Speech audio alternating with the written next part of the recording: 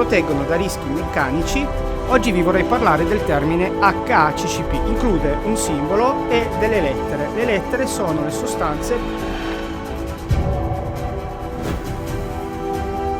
sul dorso di ogni guanto. In questa tipologia di DPI rientrano tutti quei DPI che ci possono proteggere da pericoli chimici,